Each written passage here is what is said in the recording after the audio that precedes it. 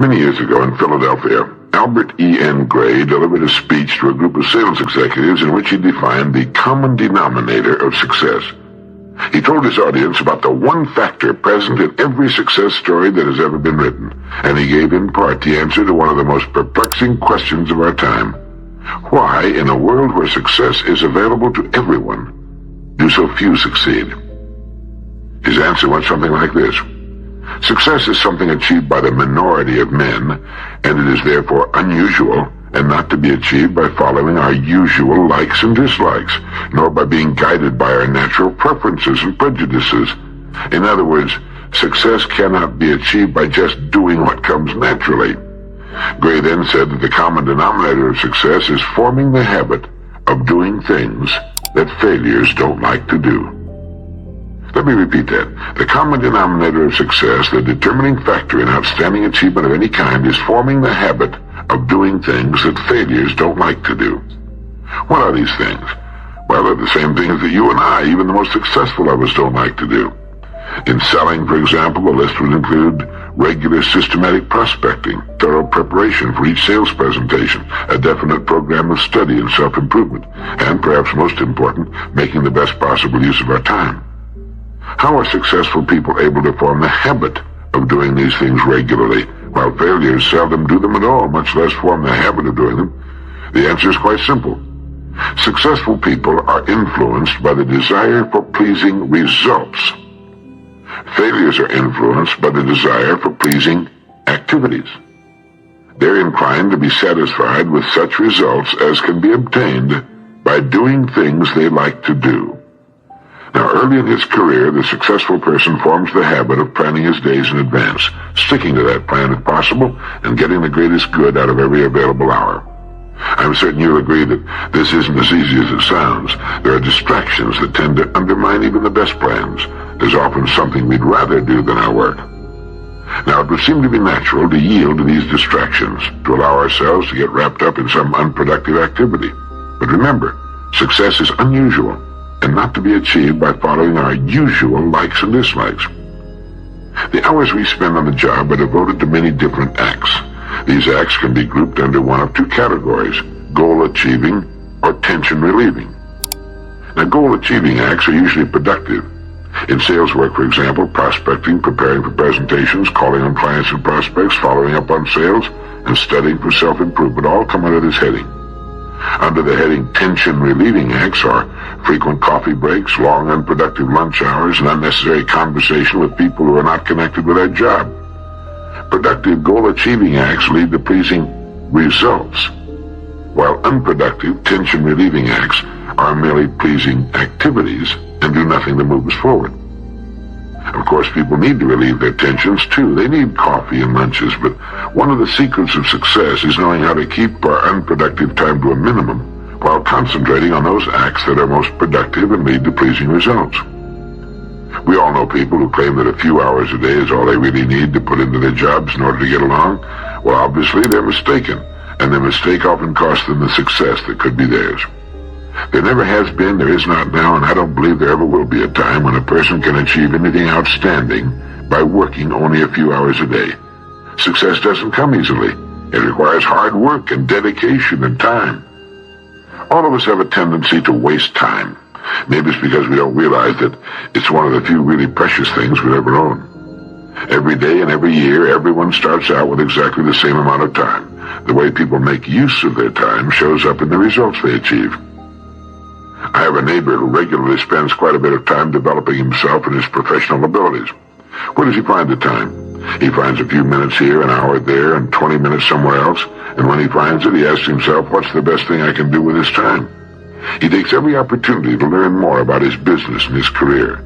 He says it's as though he has the privilege of inviting into his mind the great authorities in any area he wants to explore. And these guests tell him how to get more out of living and more out of his work. With a choice like this, you couldn't pay my friend to go back to his old tension-relieving, time-wasting inactivity.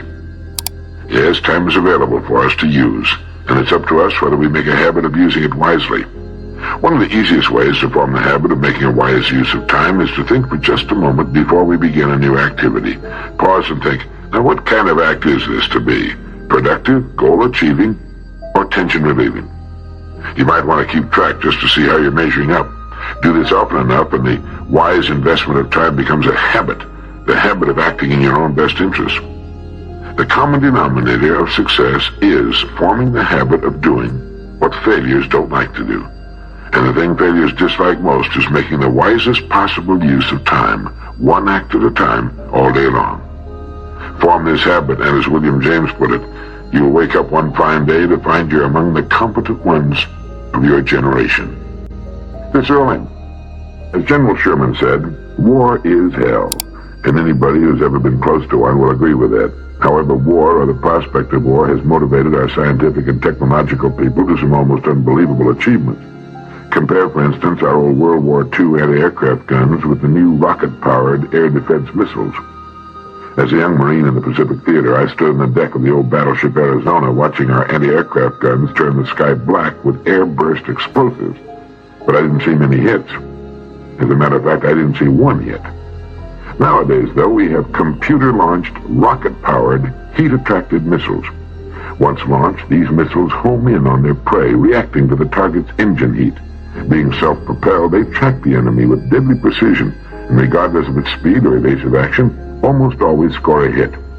Now, I see a parallel, and I think you will too, between the old and the new weapons systems and the way in which many of us operate. Take a salesperson, for example. Some salespeople, like the old anti-aircraft projectiles, aim at their target as best they can and proceed along a predetermined sales track. But if their target, the prospect, fails to perform as predicted, they miss the sale. And if they miss by an inch, they might as well miss by a mile. In selling, one doesn't get paid for near misses. Other salespeople, like the new heat-attracted missiles, sense the prospect's reactions and adjust to them. Personal interaction with the prospect guides their presentation. They can double back, change pace, or make other creative modifications necessary to close the sale. And the difference between these two types of people lies in what's been called empathy-ego balance. And it's applicable not only to salespeople, but to men and women in all areas of activity where persuasion and communication and leadership are important. David Meyer and Herbert M. Greenberg discussed this in the Harvard Business Review. I see empathy as the ability to imaginatively project ourselves into another person's situation, to stand in his shoes. The man who possesses great empathy can sense the feelings and reactions of others and can change course as the situation changes. The empathic person, for example, picks up an infinite variety of cues and clues about his listener's feelings and convictions. He is, in effect, experiencing these along with his listener. The person with little empathy functions like the old weapons. Once he launches into a subject, he follows a given course of action with little regard or awareness of the feelings of his listener. Now then, ego means self, as in self-restraint, self-respect, self-esteem. To understand this, we have to disregard the popular but inaccurate conception that equates ego with big-headedness or conceit. The ego we're talking about here is the mental picture a man has of himself and his abilities. Ego provides the drive a person needs. It's his propulsion. His ego makes him want and need to succeed, not just for the money or merit to be gained, but for a deeper and more personal reason. His self-image improves dramatically with success and diminishes painfully with failure. Ego provides a strong competitive instinct to win every race, every day, a will to win that triggers extra energy when extra effort is needed. Now, both empathy and ego are functions of the mind and powerful tools in any interpersonal situation. Best results are achieved with a strong balance of both empathy and ego. The key is balance. Let's go back to our sales example again and examine what happens when a salesperson's empathy-ego combination is not in balance. The one with lots of empathy but too little ego drive may be a fine person. He's a good guy and has many friends. You'd think he'd be a top producer, but he usually isn't. He gets along with the prospect, understands him, and frequently brings him near the close, but he lacks the ego drive to move the prospect that final inch to the sale. People like him, but too often end up buying from someone else. Now, just as inadequate as the salesperson with lots of ego drive but too little empathy. He'll bulldoze his way through to some sales, but failing to understand his prospects, he misses many more. He forgets that a sales situation is not a contest where one person wins and the other loses. Either both win together or both lose. So you see, the key is balance, that wonderful balance of a strong sales drive and a deeply empathic nature. Those who have cultivated this balance are invariably found at or near the top. So how's your empathy-ego balance with the people you come in contact with every day? If a need for greater empathy is indicated, this is an attribute that can be developed with practice. You might recall the advice Atticus Finch gave his young daughter Scout in Harper Lee's great novel To Kill a Mockingbird. He said, "You never really understand a person until you consider things from his point of view, until you climb into his skin and walk around in it."